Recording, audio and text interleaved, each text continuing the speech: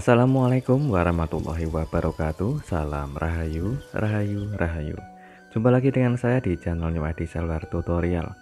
Di kesempatan kali ini saya akan berbagi tutorial yaitu bagaimana cara memperbaiki handphone yang akan saya kerjakan. Ini adalah Vivo V17 Pro. Dengan kondisi apabila dicolok cas itu kondisi handphone bisa hidup, tapi kondisi apabila charger dilepas itu kondisinya handphone tiba-tiba mati teman-teman. Jadi sebelum kita eksekusi untuk kita kerjakan, kita cek dulu. Untuk saya nyalakan, ternyata ada tanda notifikasi pengisian baterai habis ya teman-teman. Kita coba untuk koneksikan menggunakan charger. Oke. Dan setelah saya colokkan charger, ini tiba-tiba handphone baterainya ada di angka sekitar 30% ya teman-teman. Yang awalnya tadi saat saya nyalakan itu baterainya habis total, ada tanda baterai merah dan alias baterainya itu habis. Namun untuk saya nyalakan atau koneksikan menggunakan charger itu tiba-tiba baterai di angka 30%-an. Oke, ini sambil saya nyalakan dan juga sambil saya koneksikan menggunakan charger teman-teman. Oke, ada keluar tadi ada sempat sampai menu ya teman-teman, ada keluar wallpaper, tapi tiba-tiba handphone seketika restart sendiri seperti ini. Jadi handphone kembali mati dan kembali menyala lagi, hanya berkedip-kedip seperti ini. Jadi berkedip logo Vivo saja ya teman-teman, tidak mau menyala sampai menu meskipun saya menggunakan charger ya. Jadi ini sambil saya koneksikan charger, tetap saja handphone tidak mau menyala teman-teman. Oke, ini kendalanya bagian yang apa untuk kerusakannya. Jadi sebelum kita eksekusi, kita cek dulu lebih detail agar tidak salah langkah untuk mengerjakannya. Oke, setelah saya menunggu cukup lumayan lama untuk loadingnya, hanya berkedip logo, hanya restart saja seperti awal tadi, ternyata handphone bisa menyala sampai menu setelah saya menunggu beberapa menit yang cukup lumayan lama. Untuk saya tes di bagian touchscreen dan di bagian baterai di angka 43% teman-teman. Jadi tiba-tiba handphone ini baterainya mengisi dengan cepat ya teman-teman. Kita coba untuk melepas koneksi chargernya dan tiba-tiba handphone mati dan ada tanda baterai habis.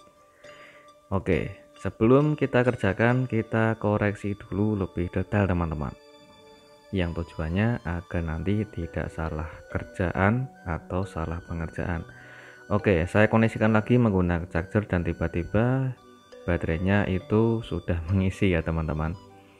Oke, sebelum kita kerjakan, kita coba untuk bongkar dulu di bagian backdoornya dengan cara kita panasi dulu untuk mempermudah yaitu pembongkaran backdoornya.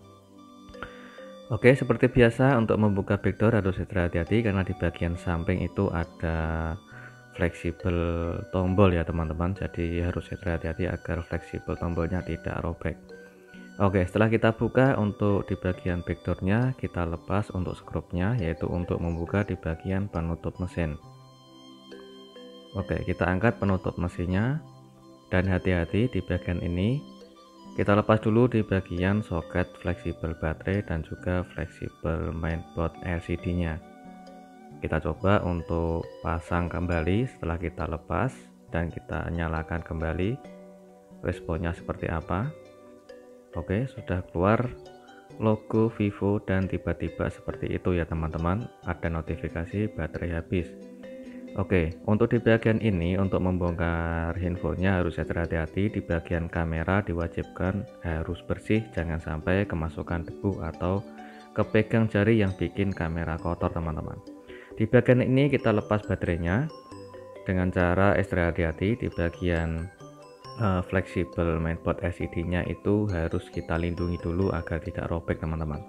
Di bagian ini kita kerjakan yaitu di bagian baterainya sebelum kita mengganti atau mengerjakan yang lainnya.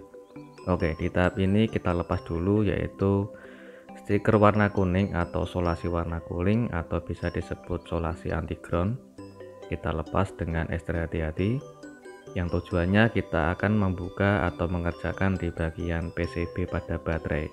Ini kebanyakan kejadian kerusakannya di bagian sekring atau fase baterai ya teman-teman. Oke, yang saya tunjuk itu adalah bagian fasenya. Kita lepas untuk di bagian solasi warna kuning atau solasi anti groundnya. Oke, tetap harus hati-hati mengerjakan seperti ini agar tidak terjadi kecelakaan kerja seperti bisa menyebabkan baterai terbakar ataupun baterai meledak ya teman-teman. Oke, kita lepas untuk sekringnya. Yang tertulis ada huruf PLK itu kita lepas dan kita kasih T0 untuk di bagian kaki sekringnya yang ada di bagian PCB, dan kita siapkan sekring yang baru atau fase yang baru. Kita tes dulu sebelum kita pasang. Oke, untuk sekring atau fasenya bisa berfungsi ya teman-teman, dari bekas PCB kanibal baterai. Sedangkan untuk di bagian sekring yang saya lepas dari bawaan Vivo ini ternyata putus atau tidak terhubung. Langsung saja kita buka atau kita angkat sekring yang ada di PCB baterai kanibalan. Kita angkat dengan hati-hati dan kita bersihkan dulu, lalu kita pasang ke bagian posisi semula atau di bagian PCB pada baterai Vivo ini. Oke, setelah kita pasang dan kita solder ulang, kita tambahkan T0 atau timah sedikit saja untuk memperkuat kakinya dan kita cek ulang. Setelah kita cek, untuk sekring atau fasenya bisa berfungsi dengan normal atau terhubung. Setelah itu kita bersihkan dari sisa fluk dan kita rakit kembali. Kita lindungi dengan solasi anti ground untuk melindungi di bagian komponennya ya teman-teman, agar tidak kena ground bagian pada baterainya. Oke, setelah kita rapikan dan kita coba untuk tes atau kita cek ulang setelah kita mengganti sekring atau fasenya.